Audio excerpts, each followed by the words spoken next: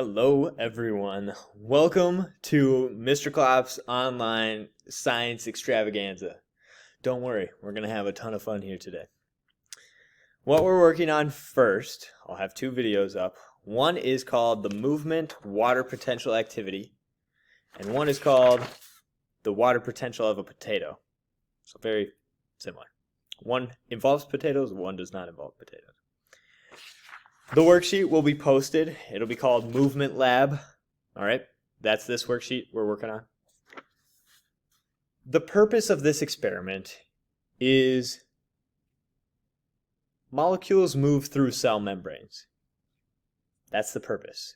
All right, that's what we've been talking about. We talked about macromolecules and we talked about transport in cell membranes. You looked at the notes. So that's the purpose. A good science experiment starts with a question.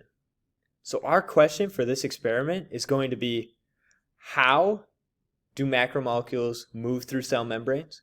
And which macromolecules move through cell membranes? All right. Our second step, now that we have our questions, our second step that we're going to be working on is creating a hypothesis. We did this in the surface tension lab with our prediction. That's all a hypothesis is. If anybody has in their possession a car key on a green lanyard, the person was looking for that Sorry. in the main office. Again, if you have a I wish I could car make key with videos in a green quieter lanyard space. in your hallway I'll get back to the area hypothesis or in in just your a second. classroom, please call 5123. Thank you.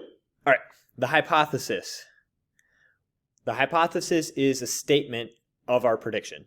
So I like to use if, then, because. The procedure uses if, because, and that's fine. I think if, then, because makes a little bit more sense to me. So if we're looking at glucose, IKI, which is iodine, starch, and water, right? Those four molecules need to move somehow, or how are they going to move? So one hypothesis could be that if water moves into the dialysis tube, then the mass of the tube will get larger because water has moved into the tube. That is a hypothesis that we can test. It cannot be answered with just a yes or no statement, and it's not impossible for us to test. All right, is this some crazy thing that we're doing on the moon? No, I can do it right in front of you. And that's what I'm going to do. All right. So we've hit the purpose and the hypothesis. Now we have to set up the experiment. All right. So in this cup of water, I have a dialysis tube, which is why we can't really do it at home. You probably don't have iodine in a dialysis tube just on hand.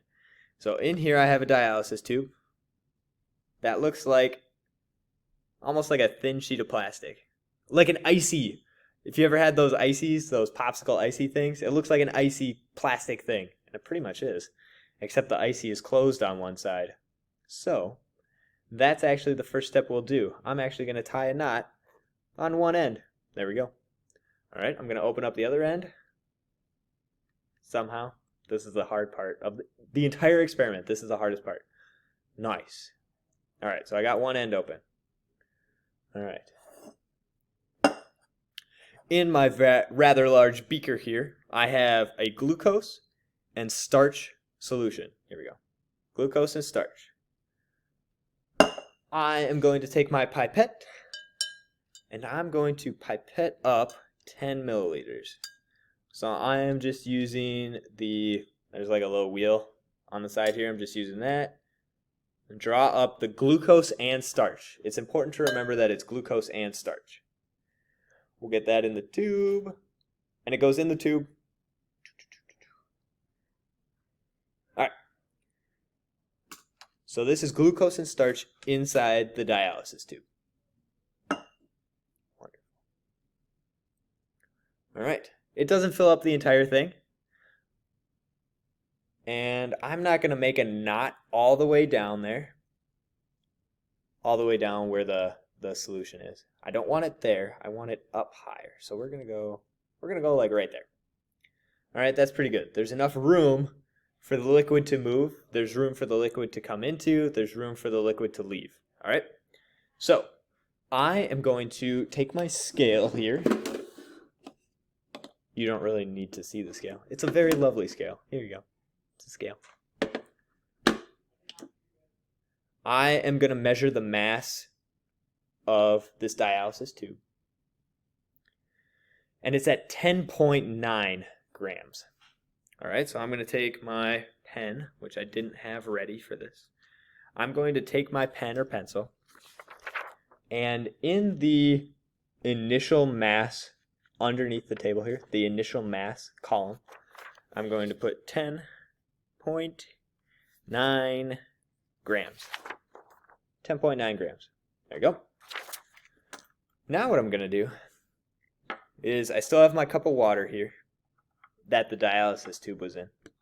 I'm going to take some iodine. All right. Iodine is a marker for starch. If starch is present around iodine, it turns black. Blackish, bluish, depending on how much starch there is. All right, so add that. I've added like 3 good stopperfuls. All right, there's a 4th good stopperful. The iodine looks like dehydrated morning. I'm going to put my dialysis tube back in the solution that has iodine in it. And that's it. This is our setup. So I have iodine and water inside the cup. And I have my starch and glucose inside the dialysis tube. And it's just sitting in there. Right?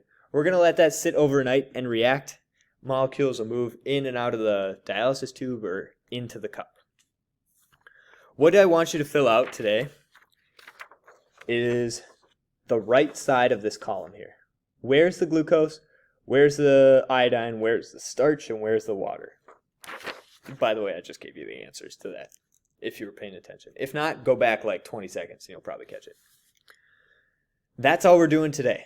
That's all I want you to fill out right now. All right? I'll probably have this posted on Friday, so you can do this all on Friday. I will also get you the results on Friday.